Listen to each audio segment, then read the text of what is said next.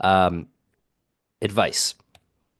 All right. So, first thing I'll say is that interviewers are evaluating your thought process and your rationale and not your domain knowledge. So, you want to make sure you don't overly rely on knowledge of existing products metrics. So, for example, if they ask you about a product that is in a space you've worked on before, don't try to like take shortcuts. Make sure you actually walk through it from square one. The second thing is that what makes for a good counter metric is that it's a good balance to the North Star metric. So, this is a really good chart that I found from Product HQ that talks through some examples of North Star metrics with counter metrics. But basically, you know, it's a way to make sure that you're growing the North Star metric without taking a hit on something else, as I talked about. But I'll be sharing this material so you can look at this after the fact.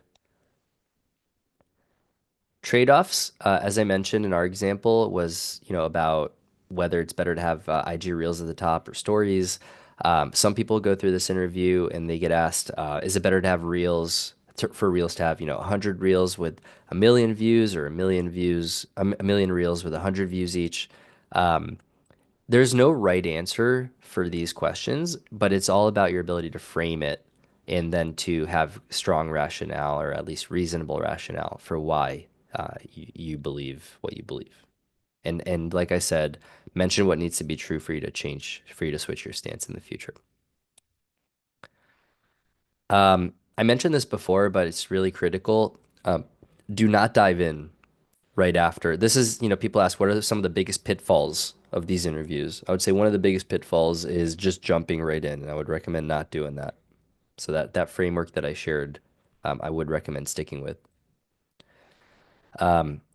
I do really recommend embracing those, arguably awkward silences to think. I think they're a good use of time. Don't spend more than like 2 minutes pausing and thinking. I think that can get a bit much and eat into your time, but up until 2 minutes, I think it could be pretty good. I would also recommend not sharing your screen.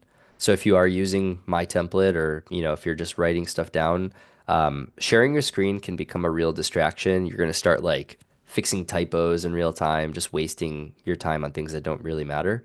So my general advice, even though they tell you you could share your screen, is not to unless they insist on it. Okay. Usually they shouldn't. Um, There is no right answer to any of the questions you're going to get asked. You just need to be reasonable, make assumptions, walk them through your thinking. Just don't contradict yourself along the way. And if you happen to get asked one of these questions from an interviewer that has some preconceived notion of a right answer, you can't anticipate that. I'll treat it like weather conditions. Okay. There's no planning for someone already knowing exactly where they want to land. Um, Nudging. So you might get nudged throughout these interviews, and the way that that can manifest is them saying, "Hey, like, why are you? Help me understand why you want to go with like weekly versus daily for your North Star metric." Right? That's an example of a nudge. Um, they're not trying to trip you up. They're just trying to get the signal they need. So when you get nudged, just kind of roll with it. They're trying to help you. Okay. Next thing here is um, time management is critical. I've mentioned this before, but it's worth saying twice. Um, the flow that you follow in the interview should be entirely focused on giving the signals within the allotted time. And if you're not providing them signals as part of your plan for the interview, I would cut that part of the interview, part of your plan. So, an example is let's say you're also going through product sense interviews as part of the same company's interview process. Um, Product sense is going to get into like a different set of signals, like problem identification and solutions. Don't bring those into this interview, okay? Because those are not going to give them the signals they need for analytical thinking. I get asked like, "Hey, is it okay if I make a mistake? Is it okay to like go back and redo a previous section?"